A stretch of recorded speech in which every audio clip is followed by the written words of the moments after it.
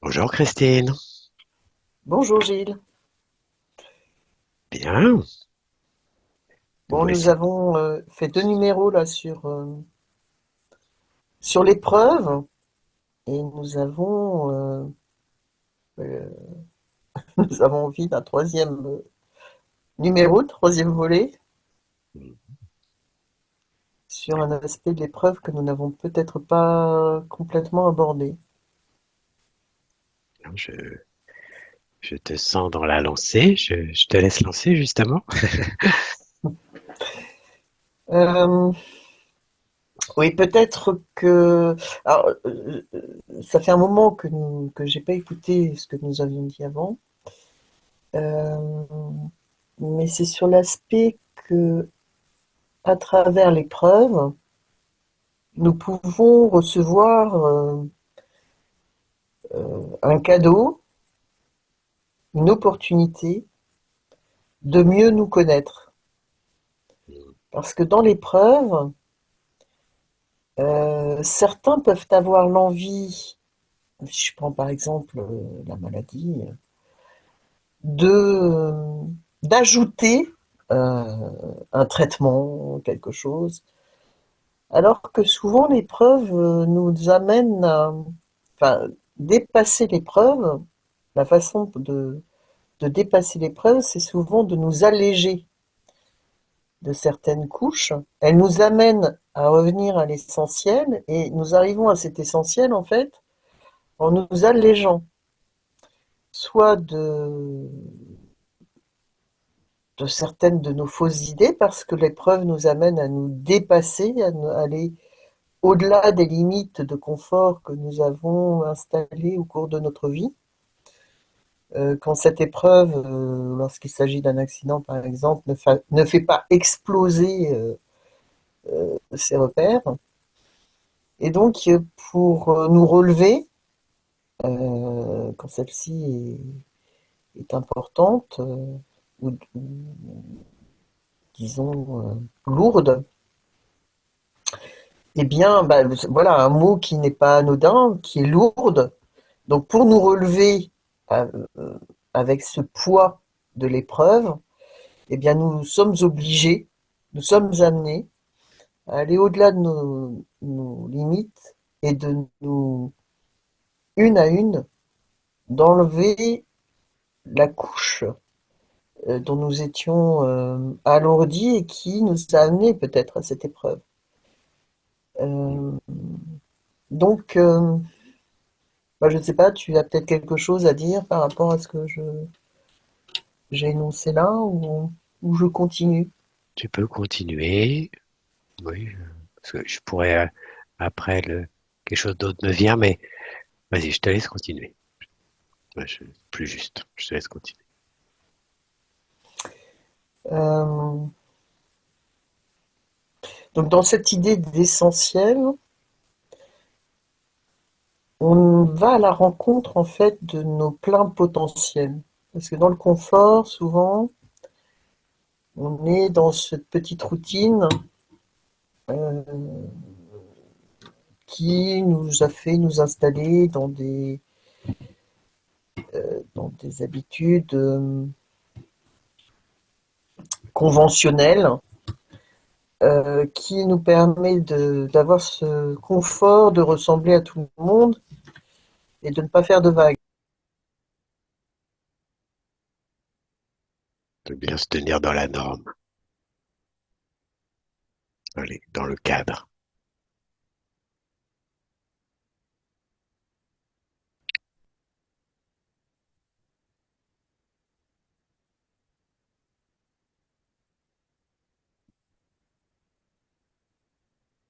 Christine, ton micro est coupé.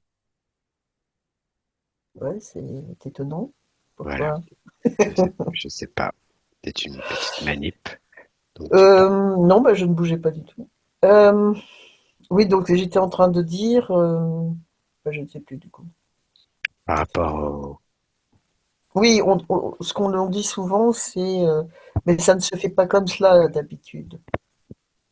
Souvent, quand tu introduis une nouvelle manière d'aborder les choses, ou une nouvelle vision sur le monde, on te dit, ah, mais c'est. Alors, bon, rarement, mais ça peut arriver. Oh, c'est formidable, machin.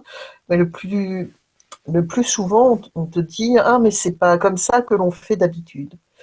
Et je pense que les épreuves, les chocs, et plus l'épreuve est choquante et bouleversante, et plus ces habitudes volent en éclats.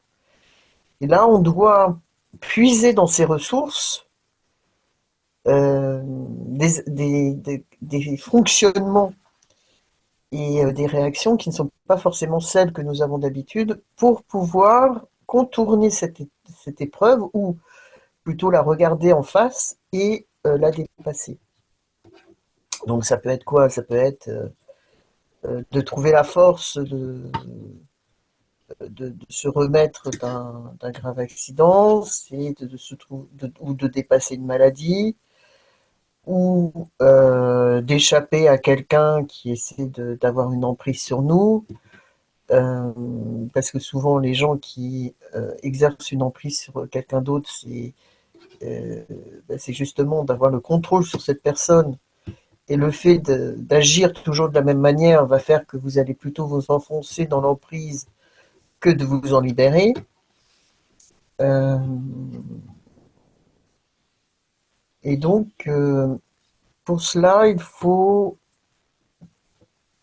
plonger dans votre intérieur de manière à puiser toutes les ressources que vous avez en vous et de rencontrer cet être multidimensionnel que vous êtes. Donc de développer, plutôt de reconnaître les ressources que vous aviez en vous, que vous avez en vous depuis le début, hein, et du moins de les éclairer de manière à s'en servir et de sortir de cette situation créée par l'épreuve, de cette situation inconfortable, mais qui peut vous amener vers cet inconnu qui est connu de vous, enfin qui était connu de vous, mais que vous avez oublié en fait à la naissance et à travers les idées reçues que votre éducation vous a données. Voilà, donc je voulais vraiment insister sur cet aspect de l'épreuve, donc qui peut être un cadeau. Alors sur le vif, enfin du moins dans le bouleversement que peut apporter une épreuve, euh, il n'est pas évident d'en saisir justement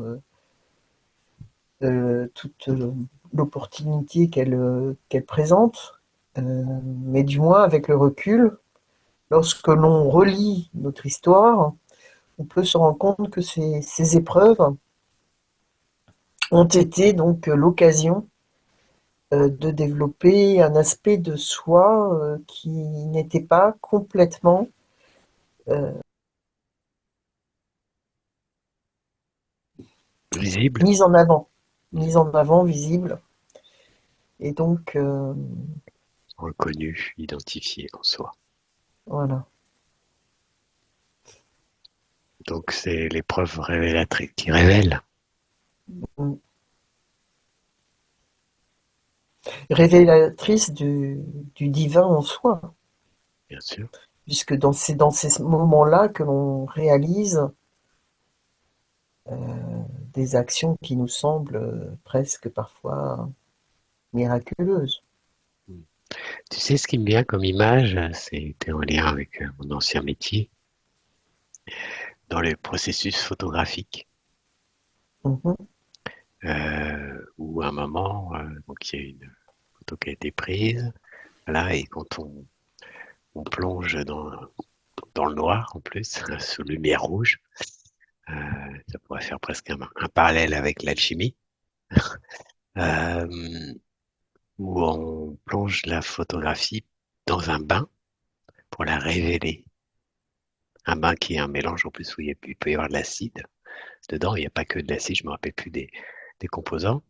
Il y a un certain nombre de composants qui vont permettre au fur et à mesure de révéler l'image. Alors c'est une image, bien sûr, mais ça révèle. euh, puisqu'au départ, la page est blanche et apparaît ce qui a été capté, qui était peut-être invisible. Voilà. Et c'est comment des moments effectivement douloureux où on peut se sentir un peu être dans un bain de souffrance. Mm. J'utilise bien le terme en deux temps, souffrance. Mm. Euh, Bien effectivement passer par une forme entre guillemets d'acidification, de bain, en tout cas un bain qui peut effectivement amplifier une forme de douleur parfois. Être très remuant, Très remuant. En plus, effectivement, ou secoué. il y a un mouvement et on secoue, tout à fait, exactement. Et apparaît progressivement, voilà, ce qui a besoin d'être révélé, quoi. Alors ça se fait pas effectivement du jour tout de suite. Quand on est dedans, ben, on voit les premiers éléments qui nous font mal. On peut en vouloir à la terre entière, comme tu disais, trouver un réflexe qu'on a souvent, un bouc émissaire, hein, une accusation extérieure, jusqu'à mais la vie m'en veut, et voire même jusqu'à incriminer le divin, Mhm. qui effectivement là on est dans une Dans une lutte forme d'injustice. d'injustice, et toucher cette idée d'injustice, et donc dans un combat, une lutte avec avec les forces qui sont en nous, quoi, voilà, qui viennent qui ont été du coup pointés à travers l'événement Mhm. pour aller trouver autre chose. Voilà. Et souvent, ça peut apparaître, alors soit après coup, hein, après, plus le terme est terrible là, mais il y a une sorte de réalité là dans cette utilisation de l'après coup, après avoir reçu Mhm. un coup. Il y a des étapes de douleur et c'est surtout euh, il y a comme quand il y a une forme d'abandon, de lâcher prise, dans le sens de bon bah ok, là je peux pas aller plus loin dans mon refus, dans ma crispation. Moi je l'ai vécu il y a pas longtemps. Et il y a une forme d'abandon, de lâcher, qui est Mhm. aussi corporelle, physiologique, énergétique. Puis voilà. Et même au niveau de l'esprit, bah voilà, moi ça m'est arrivé plus d'une fois, bah, je me remets entre tes mains, quoi. Et tout en Oui, sachant que c'est reconnaître une réalité aussi. Enfin, c'est c'est ça. avoir le courage de faire face à une réalité. Voilà, Donc, au réel qui est voilà. là. Mm, Donc, voilà, on t'a quitté. Pourquoi? Pour telle raison. Tu as mm, peut-être encore ça à travailler sur toi. Tu as eu cet accident. Ben voilà, tes jambes ne répondent plus. Que faire? mm, Donc, dans ce cas, puisque pour toi, la mobilité est primordiale. Donc, c'est une forme de liberté. Comment s'exprime ta liberté d'une autre manière? mm. Puisque bah, il faut que tu le reconnaisses, ton membre ne répond plus. Tu as perdu ton emploi. Bien, quelle opportunité se présente à toi? Enfin, c'est de faire face à, l'épreuve, à la douleur et aux ombres que tu as encore en toi. Mm. Parce que les situations peuvent être créées justement par les ombres qui sont encore en toi. Et les ombres ne peuvent disparaître qu'avec la lumière. Mm. Ouais, que mise en lumière. Ce qui me vient aussi, c'est souvent Et dans donc ces, une montée en vibration. ouais, et souvent ce qui me vient aussi alors, en lien avec la vibration, et ce qui vient souvent dans ces moments critiques, c'est le sentiment d'impuissance. Mm. Et d'impuissance dans l'idée alors il y a l'impuissance parce que je veux contrôler et je ne veux pas reconnaître euh, le fait, le réel Mm. qui se présente à Mm. moi. Mm. Donc, et du coup, Et je c'est, veux, comme tu dis, je veux rester en contrôle. voilà, Donc c'est là que prend tout le sens de je lâche prise. mm, Parce que je lâche prise, ça ne veut pas dire que je laisse tout partir à volo, mais je lâche prise sur le contrôle, sur ma volonté volonté de contrôler. de contrôler. Voilà. À partir de l'endroit de mon petit, enfin, du focus dans lequel je suis et qui va m'inviter donc avec ce sentiment d'impuissance en tant qu'être limité et qui va Mm. m'inviter à sortir de cette Croyance. croyance d'être un être limité pour aller toucher Voilà. l'illimité en moi et Mm. en lien avec ce qui m'enveloppe, cette puissance en fait qui m'habite avec l'aide Mm. puisqu'on est aussi ça, on appelle la source, le divin, ou peu importe après la puissance qui est au-delà de mon visible, au-delà de ma chair, de mon corporel, même si elle est habitée, cette puissance, elle est dans mon corps, et à la Mm. fois, c'est comme si justement on touche cette non-séparation Mm. illusoire. On se remet à plus grand que nous, mais ce plus grand que nous, on est aussi. Et nous. Mm. Et nous, voilà. Plus grand que nous et nous, puisque nous sommes cela aussi. Mm. C'est le dépassement de la frontière. Oui, et puis voilà, c'est mettre en lumière ces fausses croyances de nos limitations. Mhm. C'est quand je parlais de confort, en fait, c'est limiter notre espace d'intervention ou de présence. C'est aussi nous mettre dans un certain confort, parce que bon, on l'a abordé dans le vide, qui était en fait une prise de conscience de l'illimité que nous pouvons être et dans lequel nous nous aventurons rarement parce que nous avons peur de cet inconnu. Et l'épreuve nous amène à nous jeter dans cet inconnu. Encore une fois, l'inconnu INCO2NU qui devient un inconnu, l'un UN, et ce connu que nous avons oublié au cours de notre enfance, parce que quand on regarde les enfants, ils sont dans cette illimité. Souvent, les parents ramènent à ces limites. Tu n'as pas le droit de faire ci, tu n'as pas le droit de faire ça, attention, c'est dangereux, machin et tout. Alors que eux sont dans une appétence de la vie qui est merveilleuse. Tu les vois d'une création sans limite, justement. Alors bon, ça ne veut pas dire de laisser à volo les enfants, mais du moins, je trouve que en tant qu'adulte, on les limite trop fermement. Mais c'est comme si on venait rajouter, parce qu'en fait, dans leur, en tant qu'enfant, ils Hein. expérimentent en tant qu'âme, quelque Mhm. part, et ils s'acclimatent avec les limitations du corps. Euh, oui, enfin, les limitations du corps et les limitations sociales aussi. C'est Alors, oui, ça oui, le. non, mais attends, j'avais pas fini. Ah.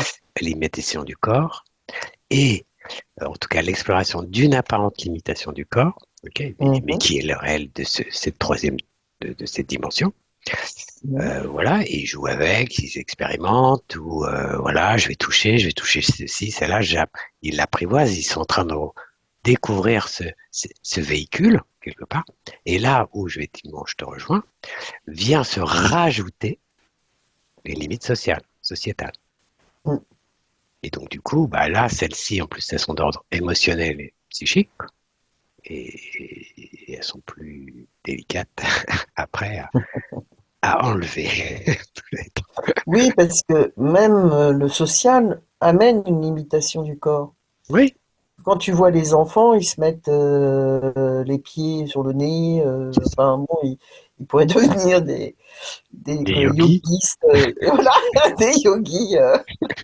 Parce que eux, pour eux, c'est normal, quoi. Et tout de suite, ah non, tu vas te faire mal, machin. Non, non. Mhm, mhm. Quand je regarde les mères africaines en Afrique, quand elles prennent leurs enfants par les pieds, elles les suspendent, elles les Ouais. ballottent comme ça. Mais tu fais ça en Europe, tout de suite, on va leur dire, mais vous êtes inconsciente.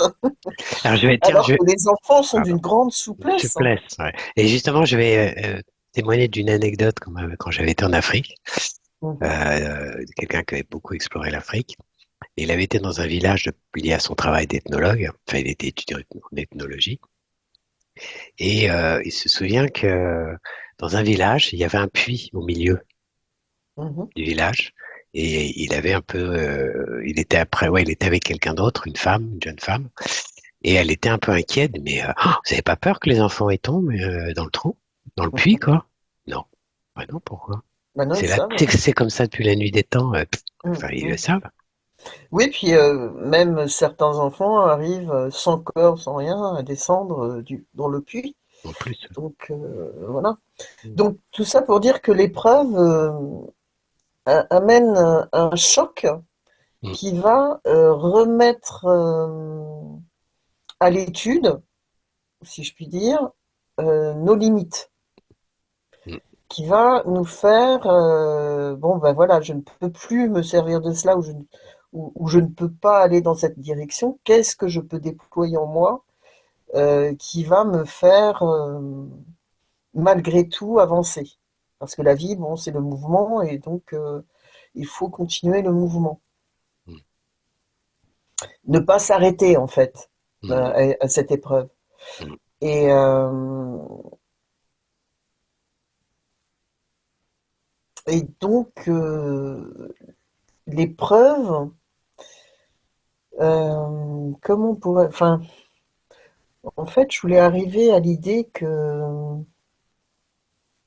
l'épreuve nous permet aussi de développer, donc en nous renouant avec qui nous sommes vraiment, avec nos différents talents, nos différentes capacités que nous avions à la naissance ou même avant la naissance. Il nous permet de renouer donc avec ces connaissances et à avoir l'apprentissage de ces connaissances dans le monde dans lequel nous vivons actuellement. Et donc je parle de ça parce que de nombreuses personnes amenées à accompagner d'autres personnes vivent dans leur vie de nombreuses épreuves. Donc ça, en disant ça, je crois qu'on l'a abordé dans l'un des précédents épisodes. Euh, donc, et plus ils sont amenés à accompagner les autres, et plus ils vivent des épreuves qui paraissent de l'extérieur lourdes et difficiles à dépasser. Alors,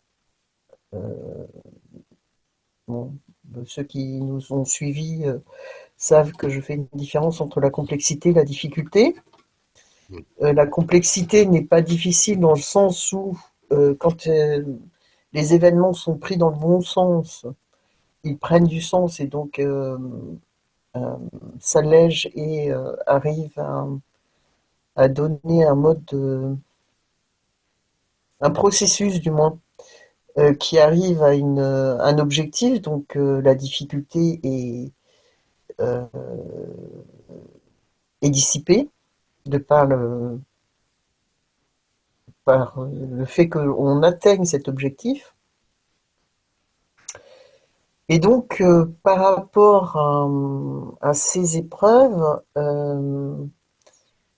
les thérapeutes, les accompagnants, quel que soit le nom on puisse leur donner, arrivent à mieux comprendre les étapes par lesquelles il faut passer pour dépasser cette épreuve. Et sont mieux à même par la suite à comprendre la souffrance de celui qui est en face de lui pour mieux accompagner cette personne sur son propre chemin. Comprendre, c'est aussi donc reconnaître l'être dans sa complexité et dans la difficulté qu'il traverse. mm, Et apporter un regard qui va apporter du sens à cette difficulté et qui va peut-être aussi donner des clés, enfin pas peut-être d'ailleurs, c'est sûrement, qui va apporter des clés pour résoudre cette situation, va permettre à la personne en demande de passer ces étapes et de dépasser l'épreuve qu'il traverse.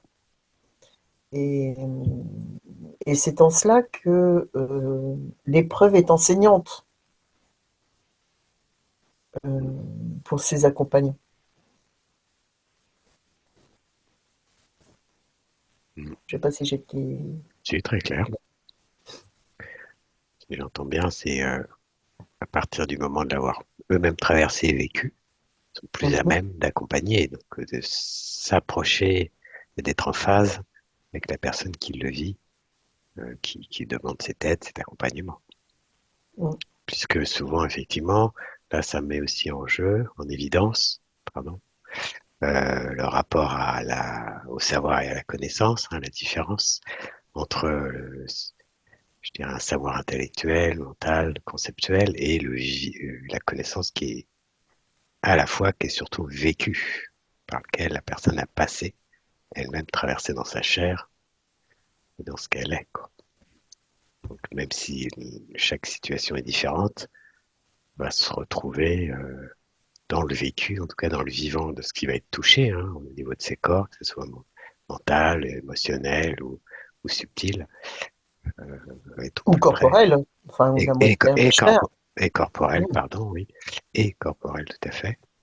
Euh, c'est un ensemble, différents corps qui nous composent, donc va pouvoir cheminer avec elle à côté pour voilà, essayer d'identifier qu'est-ce qui se joue pour elle, qu'est-ce qui se signifie en elle à travers cette épreuve. Mhm. D'ailleurs, j'ai pu remarquer que les mauvais médecins étaient souvent des personnes, bon, soit dénouées totalement d'empathie, Mm, et ou ayant une inconnaissance, mm, ça y est, je réinvente un mot, une inconnaissance du corps.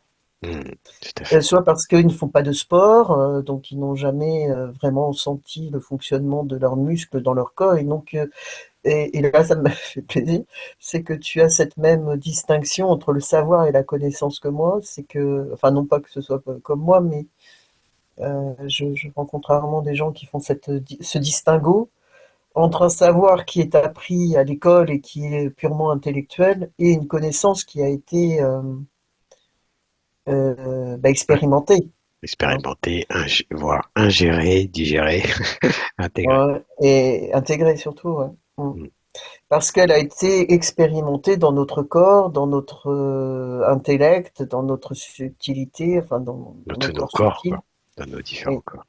exactement. Et donc, elle est comprise dans l'ensemble de notre être. Mm, Ce n'est mm. pas seulement une théorie, elle a été mise en pratique et donc nous savons que c'est vrai, que c'est, que ça que ça s'articule de cette manière. Mm, Voilà.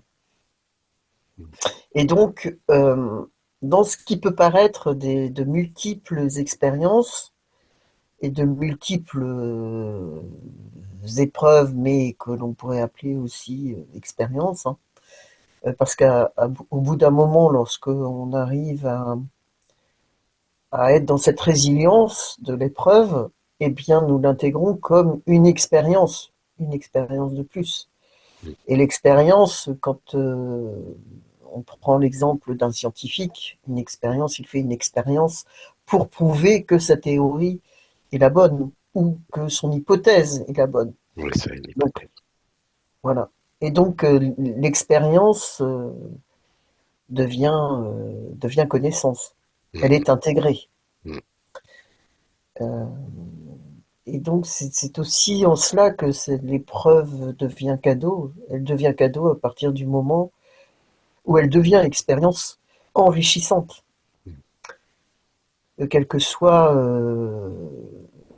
la douleur ou la force qu'elle a pu être représentée, qu'elle a pu représenter dans notre vie. Mm. Et elle nous façonne de cette manière-là.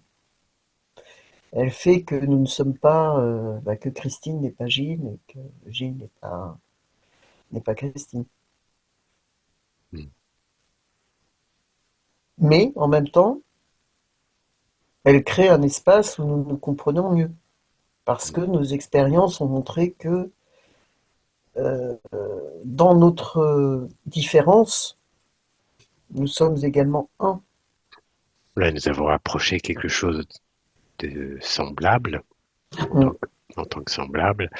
Et c'est effectivement, peut apparaître ces paradoxes qui est un petit peu la constitution, si je peux m'exprimer ainsi, de la dualité, hein, ces apparentes contradictions ou ambivalences différents, mais à la fois, effectivement, à la fois, il y a du commun qui est, Mm.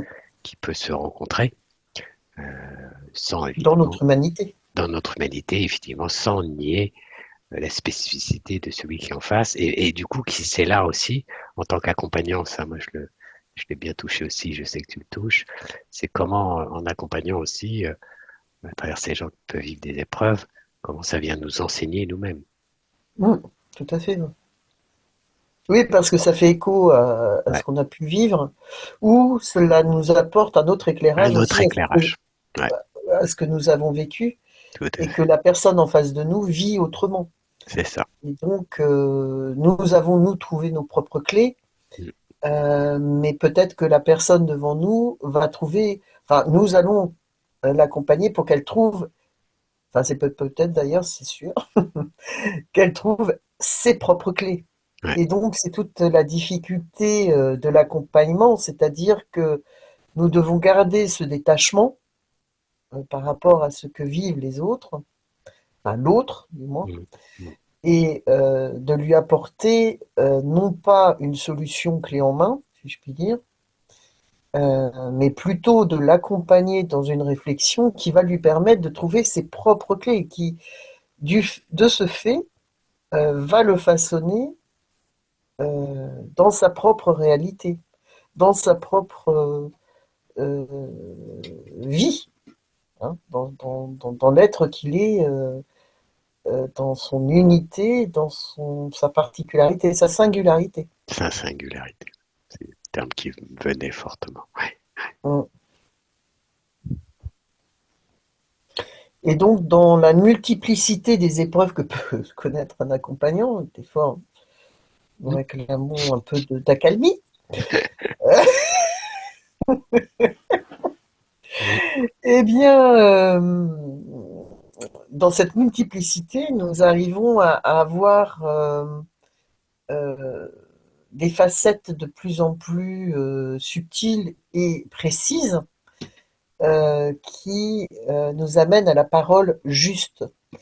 Et quand nous avons la parole juste, ou la juste parole, eh bien, celui qui est accompagné euh, arrive en vibration par rapport à ce que nous lui disons. Et nos mots deviennent guérisseurs également, parce qu'ils arrivent à faire sens dans la propre histoire de la personne qui se trouve en face de nous. Mm. Et donc ce sens arrive à résonner et à créer un champ euh, Vibratoire. d'alignement, Mm. un champ vibratoire qui arrive à créer un alignement qui réinforme le terrain qui a pu être bousculé et mal informé à la base, ou du moins qui a intégré des informations erronées, Des déformations. des déformations, voilà, merci. Des déformations qui amènent l'accompagné à développer des réactions ou des attitudes qui ne sont pas adéquats pour qu'il développe, enfin, la personne accompagnée, donc qu'elle développe euh, l'attitude juste pour arriver à son plein potentiel et à la connaissance, à l'éclairage, la prise de conscience de toutes ses potentialités, Mm. de ses multidimensionnalités. Mm.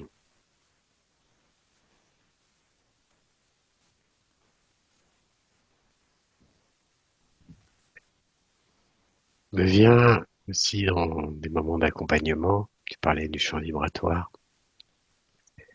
avec ces personnes qui trouvent ces clés, de manière accompagnée.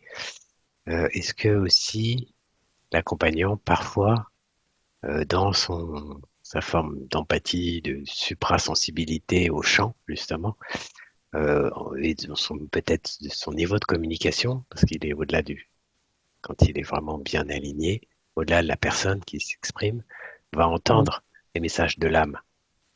Mhm. Bah oui, tout à fait, ouais. Et Complètement. effectivement, comme si l'âme l'informait, l'âme de l'accompagné, de la personne accompagnée, l'informait, Mhm. lui transmet de l'information et elle lui restitue pour lui permettre de le sentir, de l'entendre dans le visible, je vais dire dans le manifesté le visible. Et qui Mhm. va faire du coup que son rapprochement lui-même, en réentendant, à son intérieur, il va se rapprocher lui-même de son âme et donc de ses Mhm. clés. Mhm. Et c'est en ça Alors, que pour moi c'est important parce que d'avoir cette conscience-là pour sortir des risques de dépendance à un thérapeute. mhm. Mais comment tu es arrivé à la dépendance, là? Parce que Bah, dans le sens que, madame, vous avez les réponses pour moi, ou ah, ah, c'est que quand je suis avec elle que ça s'éclaircit, etc. mhm. Oui, effectivement, enfin, moi en tout cas, je me présente comme une lectrice du vivant, donc Mmh, une lectrice des âmes, c'est ça.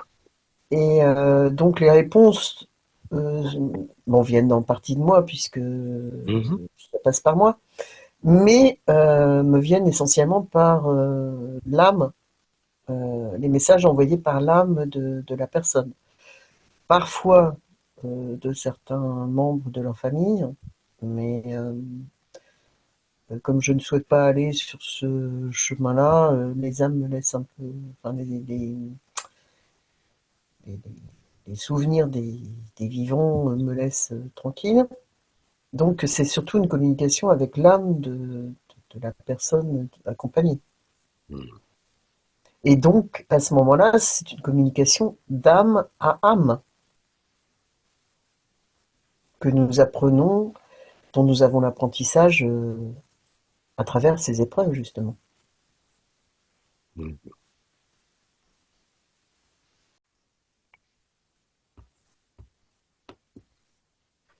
Oui, dans cette idée, euh, c'est que pour accrocher le sujet de l'épreuve, c'est qu'à travers l'épreuve, l'accompagnant se retrouve à poil, si je puis dire, euh, dans Ah, une vulnérabilité qui va euh, lui faire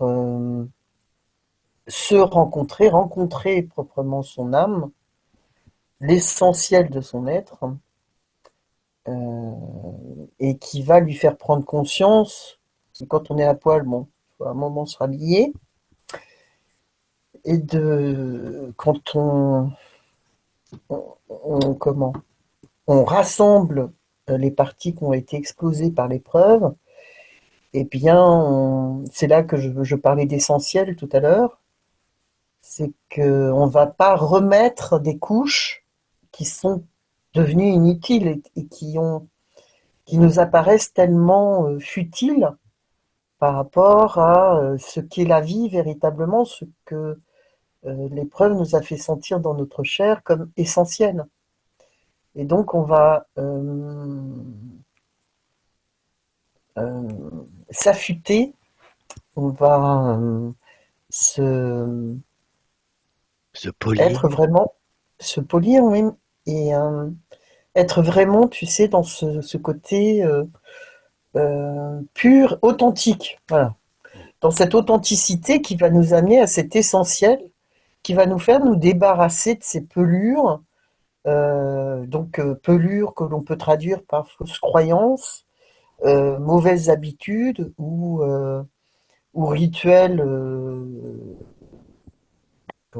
inutiles, euh, parce que ces choses, nous les avions accumulées par la société, par notre acceptation de conventions qui ne nous convenaient absolument pas et que l'épreuve a fait complètement exploser pour nous ramener dans un essentiel qui nous fait nous rencontrer dans notre multidimensionnalité, mais aussi dans notre unité. Le soi tel qu'il est tel qu'il est. Alors, ce qui ne veut pas dire que l'épreuve va nous va complètement nous débarrasser de tout, hein. C'est pour ça que bon, ces personnes là qui nous écoutent, ah bah, il faudrait peut-être que je rencontre une épreuve, ça nous permettrait d'aller dans mon essentiel. On peut rencontrer son essentiel sans épreuve, hein, mais il est vrai que la plupart des accompagnants euh, ont connu ces épreuves pour aller encore plus profondément dans cette prise de conscience de l'être et, euh, et de la complexité de la vie, quoi. La complexité, encore une fois, dans toute sa beauté, quoi. Son art. Son art, oui. Oh là oui, c'est un jeu d'artiste. C'est une- Et donc, il va apprendre dans ce dénuement que le prochain pas à réaliser quand on est à terre, quand on est estomaqué, lorsqu'on est sous le choc de cette épreuve, et bien que le prochain pas prend toute son importance, puisque la vie est mouvement et que souvent on a été stoppé dans notre mouvement par cette épreuve, et bien le prochain pas va nous permettre d'aller vers une résilience et vers le dépassement de cette épreuve qui va devenir, avec le temps, expérience, avec le mouvement qui va devenir ouais, champ d'expérimentation et de compréhension qui va devenir connaissance.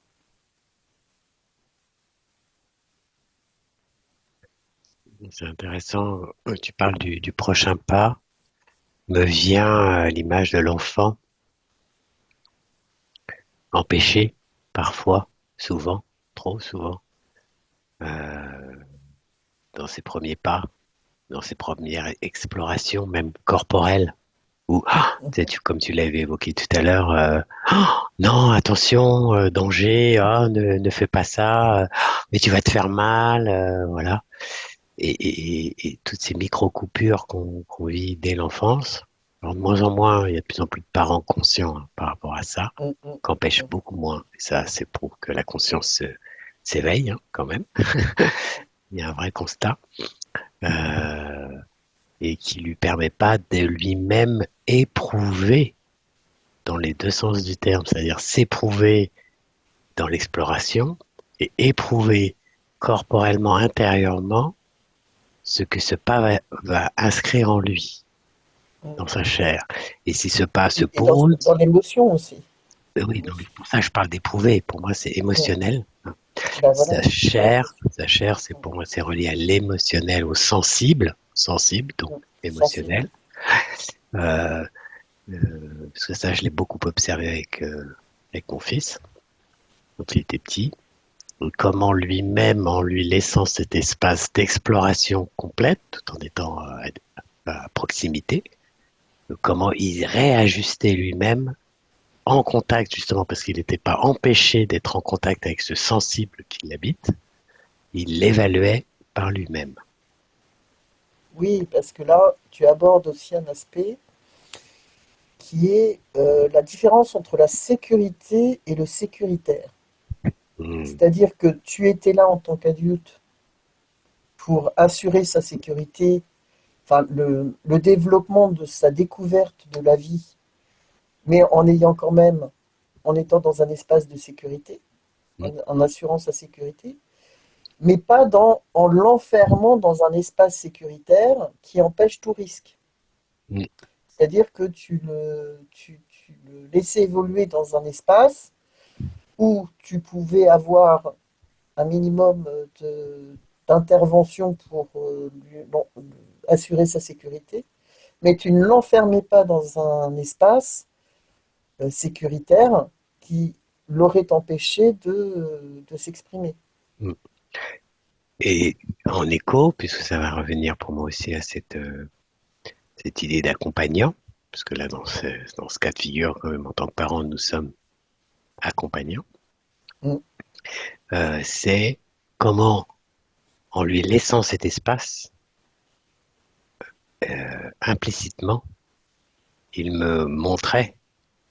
Donc il y avait un aspect de confiance, ça m'a invité à une confiance en lui. Mhm, Donc ça me faisait retoucher la notion de confiance aussi, quelque part en mhm, moi. Hein, qu'est-ce que la confiance?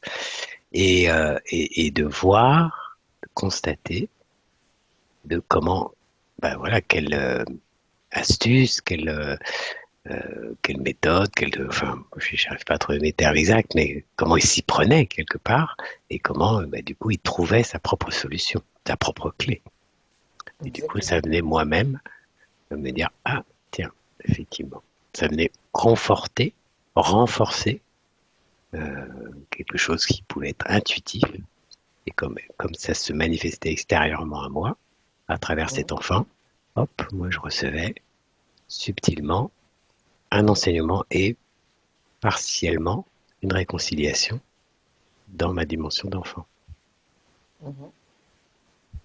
Donc c'était multi-information.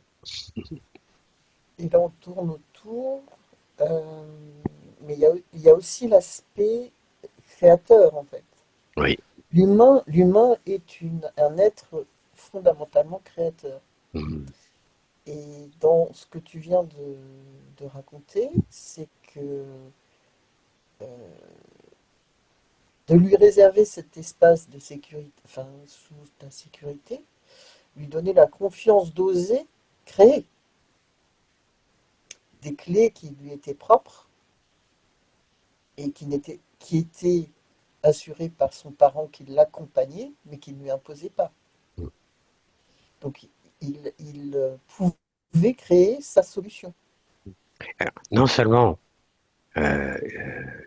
il n'empêchait pas, mais il ne projetait pas sur lui Hein. l'éventuelle peur que le parent aurait pu avoir.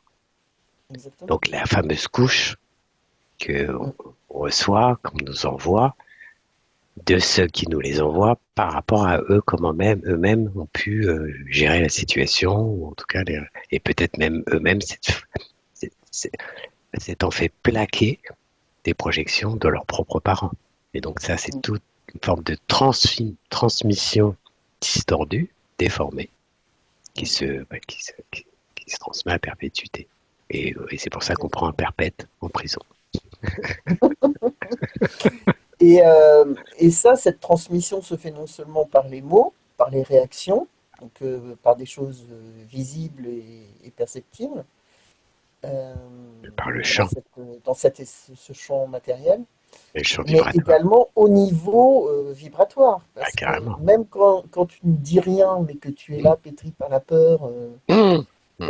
l'enfant, lui, qui reçoit toutes les informations par tout ce qu'il peut, les yeux, le son, l'air et la vibration, ressent également cette peur. Donc, il peut effectivement associer un certain comportement avec la peur et devenir petit à petit quelqu'un qui va s'auto-censurer.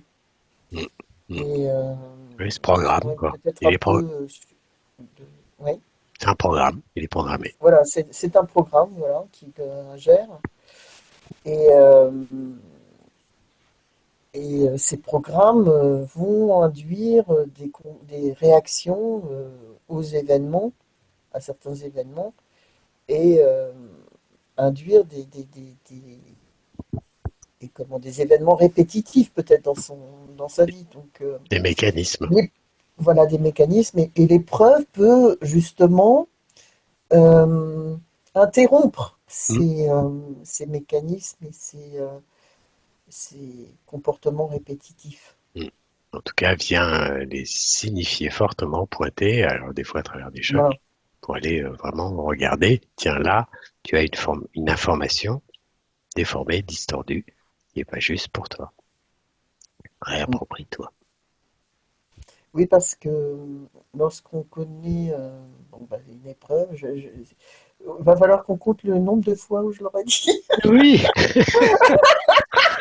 Oh, Eh bien, c'était le thème, hein, voilà. c'était des fois que Euh, vous avez pu oublier de quoi on parlait. Oubliez, voilà, ou si vous êtes venu en cours En de cours de route, bah, au route. moins vous savez que le thème c'est l'épreuve, hein. Eh bien, euh, ça nous fait retoucher également notre puissance créatrice.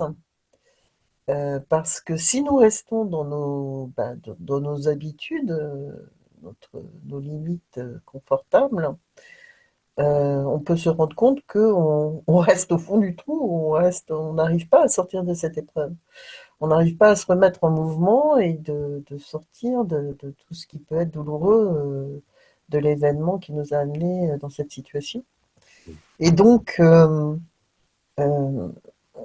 ça va nous amener, enfin nous obliger à reconnecter avec notre puissance créatrice et à créer ces clés de libération, euh, faisant appel à, euh, à notre être dans notre être dans toute sa puissance créatrice. Hmm.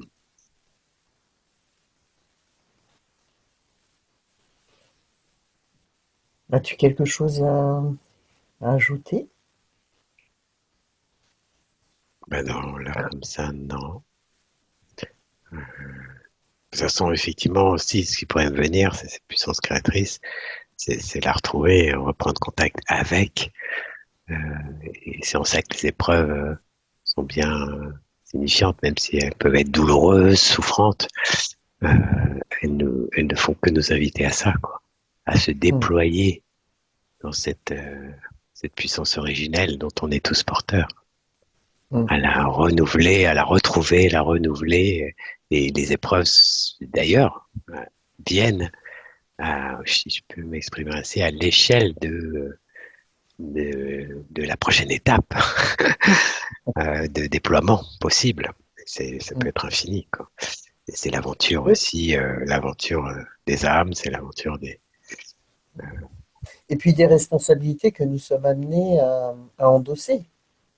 Parce que certains, parfois, passent à côté de leur chemin, euh, pensant, ayant développé une idée d'une puissance limitée, alors que dans leur chemin de vie, il est prévu qu'ils prennent une place plus importante que ce qu'ils se sont accordés jusque-là.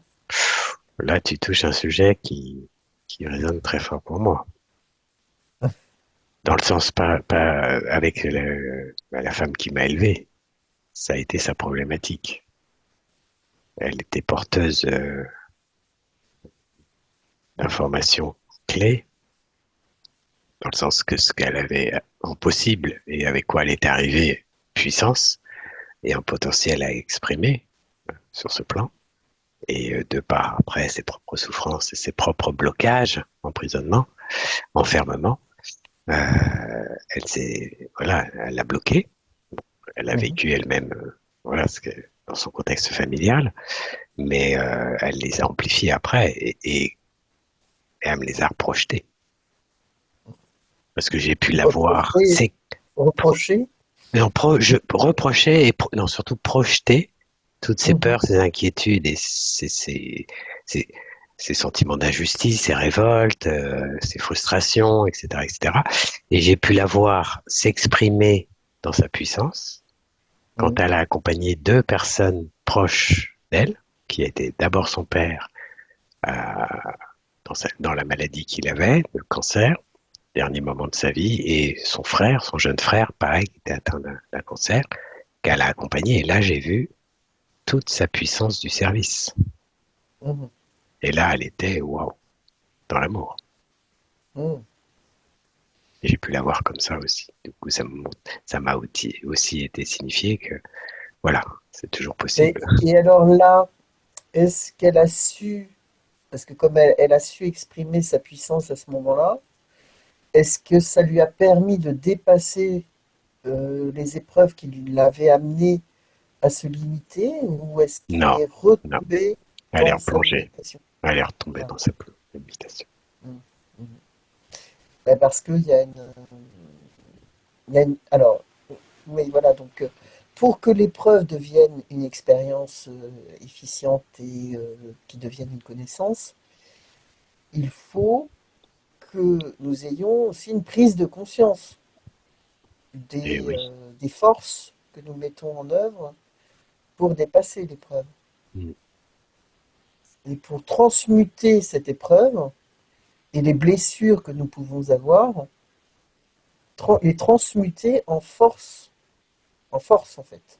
Mm. Que ça devienne des outils euh, que nous pouvons utiliser à volonté pour euh, eh bien, rester les maîtres de notre navire lorsqu'une épreuve similaire ou du moins une autre épreuve arrive. Mm. C'est-à-dire que là, pour le coup, enfin, à cette occasion, comment dirais-je, l'accumulation est positive Mm. parce que ce sont des outils que nous avons développés et qui peuvent être utiles dans l'accomplissement de notre vie. Mm. Mm. Mm. Et donc pour cela, il faut une prise de conscience de ces outils, hein, de ce que nous sommes capables de déployer, et donc de cette puissance créatrice que nous avons en nous. Mm. Mm. Donc là, l'exemple que tu donnais de ta mère, c'est sans doute une non-prise de conscience de sa force, hein. Ah oui. Mais sa force dans le sens de puissance. Et, mais certains ont peur de cette puissance parce que ça leur donne aussi des responsabilités Ben voilà, j'allais y qu'ils ne sont venir. pas prêts à accepter. C'est ça. Et ça a été ça, une de ces grandes problématiques. Prise de responsabilité et l'acceptation.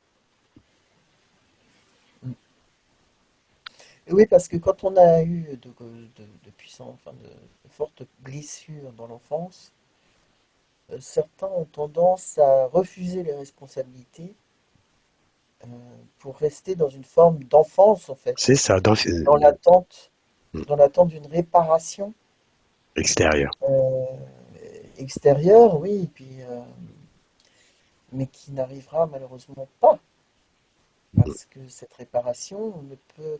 Alors, parfois, oui, on a des grandes scènes de pardon qui sont réparatrices, c'est vrai, mais Mm. si on ne prend pas conscience à la base des blessures, il est compliqué d'arriver à ces scènes de pardon. Puis il faut du courage aussi pour faire Bah scène oui. de pardon.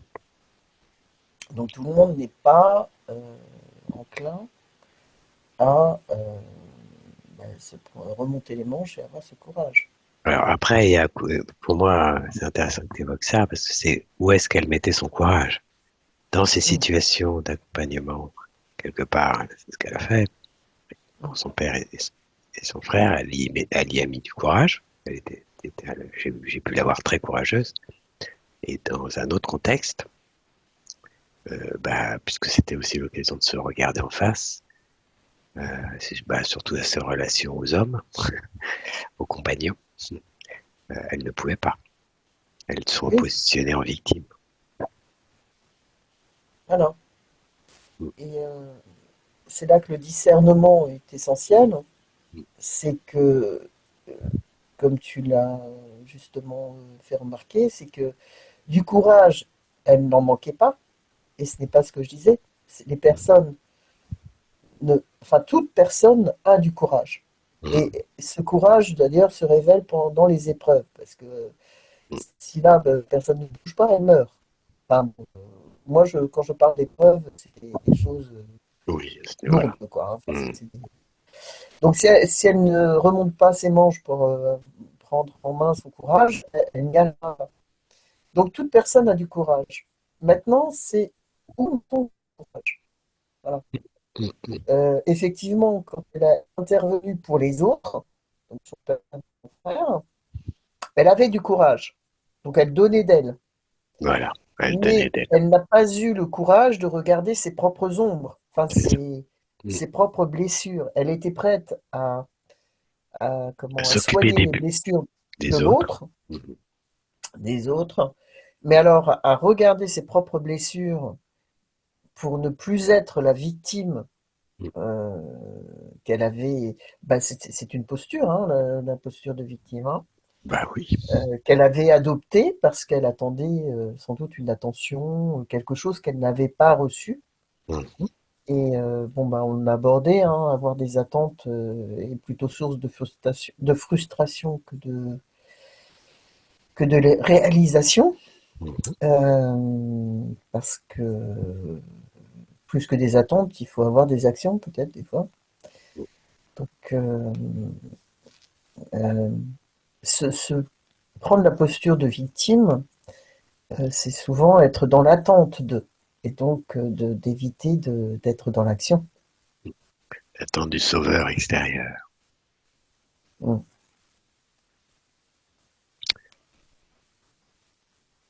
Il y en a qui ont attendu. Ils attendent encore. Bah, là, ça fait partie aussi d'un mode de conditionnement qu'on a pu recevoir, hein, Tout à fait. culturel et très empreint au niveau de la planète, Mm, sous une mm. certaine Bah, toujours dans cette idée de d'élever l'humain dans une forme de dépendance. Parce complètement. que bon, ça fait des êtres obéissants et de ce fait plus malléables Que oui. et corvéables à merci. Mm. Donc, donc évidemment, et puis bon, après la guerre aussi, il y avait les traumas Ah, ouais. de la guerre, hein, des Mm. gens qui avaient été enfermés, des gens qui avaient été blessés, des gens. Mm. Et donc, La violence. la violence, et puis, comment on appelle ça, la sidération aussi de Oui. cette violence, quoi, Bah oui. qui amène les gens à se figer, à ne plus être dans l'action Mm. et à attendre quelque part que les choses soient plus calmes pour agir, ou Mm. du moins de se sentir en sécurité. Mm. Et comme malheureusement, euh, cette violence a créé une forme de traumatisme au plus profond de ces cellules, et une information si profondément ancrée que la sécurité, on ne la trouve jamais. Mm. Mm. Et on a beau mettre les verrous sur sa porte, Mm. avoir des murs épais, on s'étonne encore de ne pas se sentir en sécurité. Parce que effectivement, tous les faits montrent que nous sommes en sécurité. Et après l'épreuve, quand elle a été rude et quand on parle de stress post-traumatique d'ailleurs, Mm. hein. Mm. Et on se rend compte que les faits nous montrent que nous pouvons être en sécurité, des murs épais, des verrous, un homme fort à côté de nous, et pourtant on ne se sent pas en sécurité. Donc, qu'est-ce qu'on fait à partir de là, quoi? À partir de là, qu'est-ce qu'on peut euh, réaliser pour retrouver cette sécurité? Parce que quand même, la sécurité, bah, comme tu le disais, c'est la confiance aussi, hein, Mm. et, euh, et ça nous permet d'oser dans la vie. Donc, il faut restaurer ce sentiment de sécurité. Mm. Mais à partir de là, donc, du moins à partir du constat que nous ne sommes plus en sécurité, qu'est-ce que nous pouvons mettre en place, développer, réfléchir pour retrouver cette sécurité, retrouver le mouvement euh, dans notre vie. Mm. Et alors, donc, on a été parti de cette idée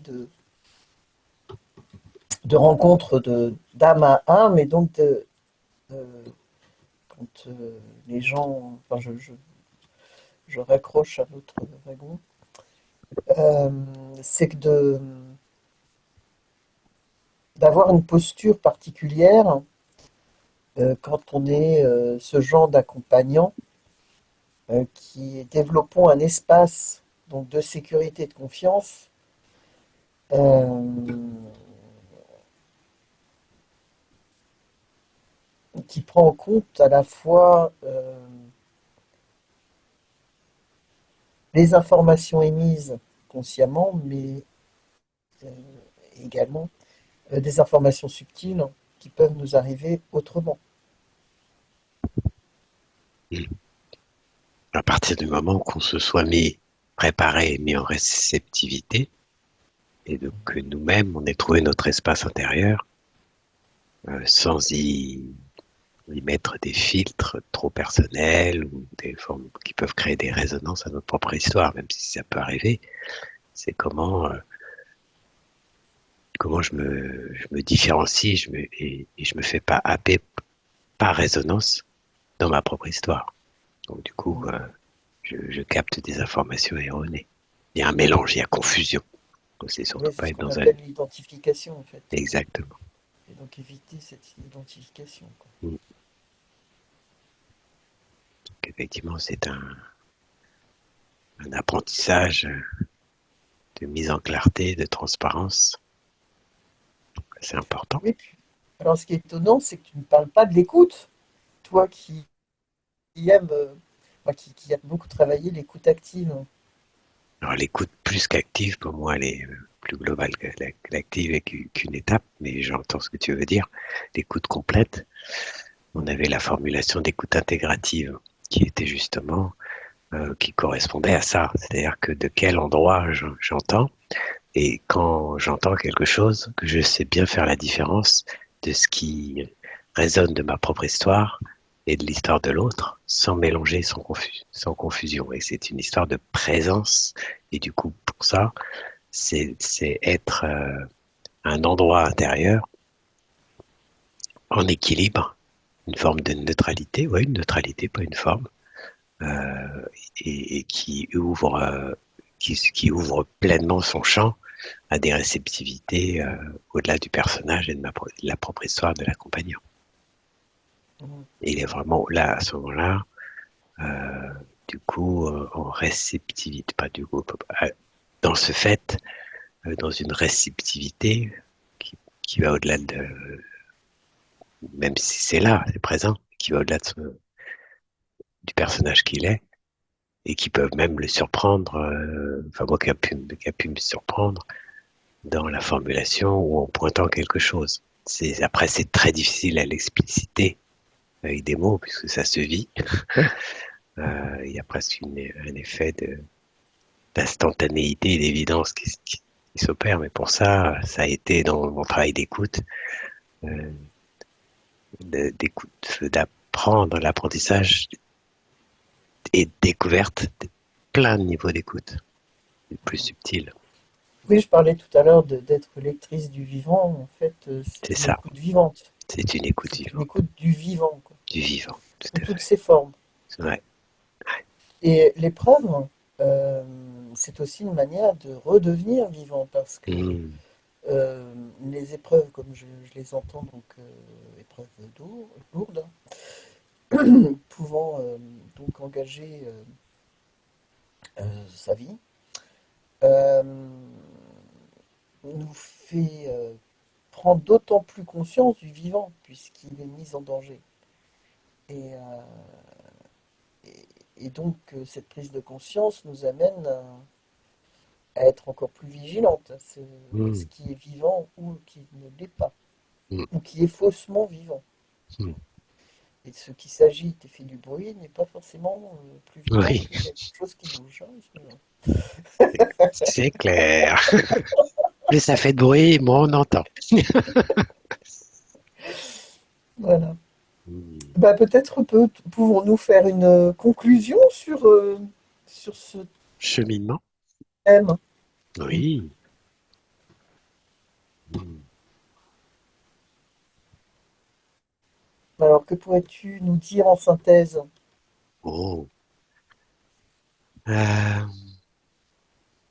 c'est comment, à quoi l'épreuve nous invite à travers l'événement, un réel qui se présente à nous, et comment on peut être amené à réagir, alors que ça peut toucher plein de dimensions de notre être, hein, aussi bien dans nos différents corps, physiques, physiologiques, etc., émotionnels, psychiques.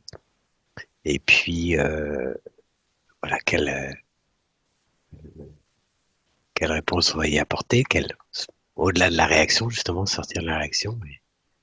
Et puis, parfois, on peut être amené à être plongé, se faire emporter par la douleur ou par autre chose, mais de toute façon, chaque fois, L'émotion, l'émotion, l'émotion, voilà. Mm. l'émotion, mais effectivement, avec le recul, ce qu'on a touché aussi, c'est que après, avec la prise de recul, donc surtout, on le touche pendant les premières fois où on vit des épreuves, on a peut-être besoin d'un temps de digestion, d'intégration, pour se dire, ah, tiens, quand je revisite il y a 1 an, 2 ans, tiens, ah, ben, en fait, ça m'a permis de découvrir ça, d'avoir l'opportunité de ceci, de toucher une capacité, une puissance, quelque chose d'important pour moi et qui m'a permis de Voilà. m'épanouir un peu mieux. Et au fur et à mesure, Donc, une opportunité de développement, de développer des connaissances oui, sur soi et sur le sur monde. soi, sur le monde, l'un et l'autre. Et puis, par cheminement, peut-être que, on l'a pas vraiment évoqué directement, mais l'épreuve est peut-être vécue plus consciemment et même si ça n'empêche pas un certain niveau de souffrance ou de douleur, on arrive vite à essayer d'en capter, d'en chercher l'essence, le message, parce qu'on sait bien quelque part que c'est pour nous faire grandir. Et puis après, on a Mm. évoqué aussi l'aspect d'accompagnement qui peut être très utile dans ces passages. Euh, et on a évoqué un peu l'importance aussi de l'échange qui s'opère entre l'accompagné et l'accompagnant. Et comment un accompagnant, lui-même ayant vécu multiples épreuves, souvent ça lui a été présenté pour lui permettre d'accompagner au plus près, au plus juste, et d'aller toucher ces niveaux de l'être, à travers l'âme, à travers ses langages, à travers ses connexions, cette communication commune, et presque de communion, et même qui peut atteindre la communion, Mm. pour permettre à cet être accompagné de trouver ses propres clés, puisque lui-même, l'accompagnant, en a trouvé un certain nombre pour lui-même. Tout à fait. Et alors, par rapport au titre que nous avons donné à ces épisodes, comme nous arrivons sur ces... nous arrivons. Nous traversons ces épreuves en acquérant différentes connaissances et différentes prises de conscience de nous et de nous avec le monde. Cette épreuve peut être un passage initiatique vers l'être que nous sommes vraiment. Et donc de nous libérer des fausses croyances et des habitudes, Limitante, freinante. voilà, exactement, pour arriver à l'essentiel de qui nous sommes.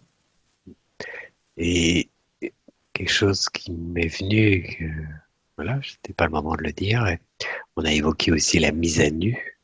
Et Mm. quand on pose ce mot, nu, N-U, et on le met en miroir, nous trouvons le un en Mhm. face. En face, en soi. T'as dit quoi? Je dis en face et en soi. Oui, Oui. joli, superbe. Merci, Merci Gilles un plaisir et à très bientôt. pour cette nouvelle année. Oui, Oui, à bientôt. à bientôt Gilles. À bientôt, Christine.